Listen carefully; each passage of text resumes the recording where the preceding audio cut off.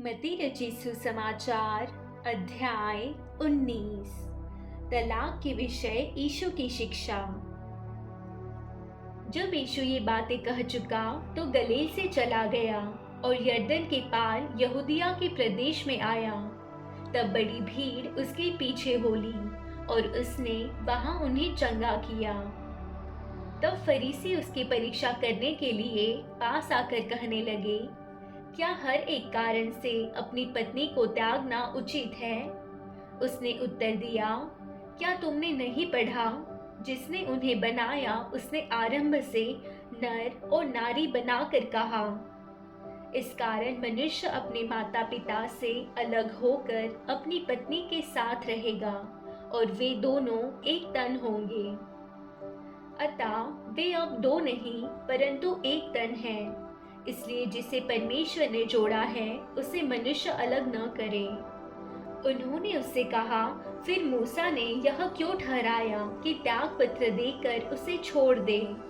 उसने उनसे कहा, मूसा ने तुम्हारे मन की कठोरता के कारण तुम्हें अपनी अपनी पत्नी को छोड़ देने की आज्ञा दी, परंतु आरंभ से ऐसा नहीं था।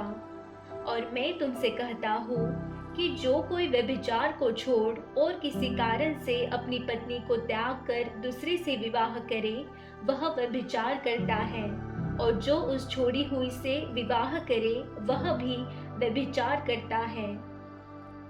चेलों ने उससे कहा, यदि पुरुष का स्त्री के साथ ऐसा संबंध है तो विवाह करना अच्छा नहीं। उसने उनसे कहा, सब यह वचन ग्रहण नहीं कर सकते, केवल वे जिनको यह दान दिया गया है, क्योंकि कुछ नपुंसक ऐसे हैं जो माता के गर्भ ही से ऐसे जन्मे, और कुछ नपुंसक ऐसे हैं जिन्हें मनुष्य ने नपुंसक बनाया, और कुछ नपुंसक ऐसे हैं जिन्होंने स्वर्ग के राज्य के लिए अपने आप को नपुंसक बनाया है।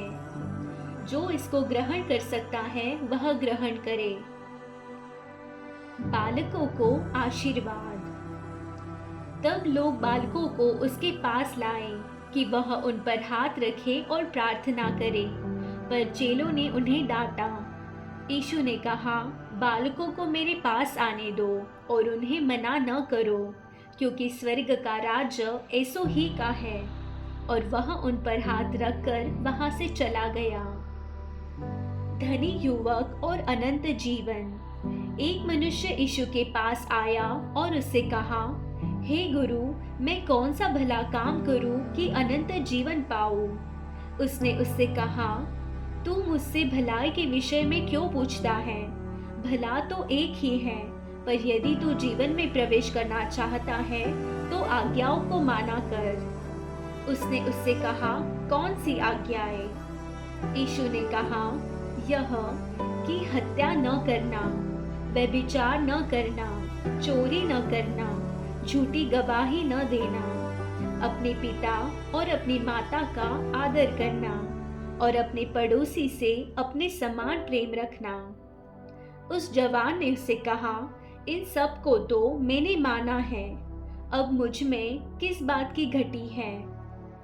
यीशु ने उससे कहा, यदि तू सिद्ध होना चाहता है तो जा, अपना माल बेचकर कंगालों को दे, और तुझे स्वर्ग में धन मिलेगा, और आकर मेरे पीछे हो ले।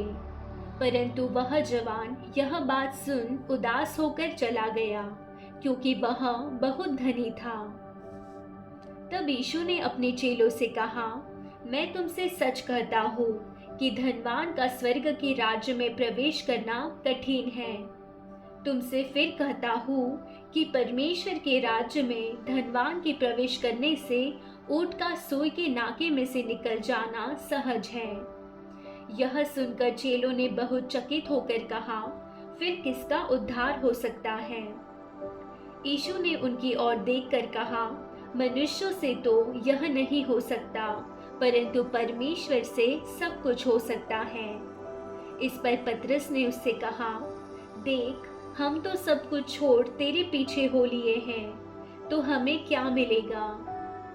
यीशु ने उनसे कहा, मैं तुमसे सच कहता हूँ कि नई सृष्टि में जब मनुष्य का पुत्र अपनी महिमा के सिंहासन पर बैठेगा तो तुम भी जो मेरे पीछे हो लिए हो 12 सिंहासनों पर बैठकर इस्राएल के 12 गोत्रों का न्याय करोगे। और जिस किसी ने घरों या भाइयों या बहनों या पिता या माता या बाल बच्चों या खेतों को मेरे नाम के लिए छोड़ दिया है, उसको 100 गुना मिलेगा और वह अनंत जीवन का अधिकारी होगा। परंतु बहुत से जो पहले हैं पिछले होंगे और जो पिछले हैं पहले होंगे।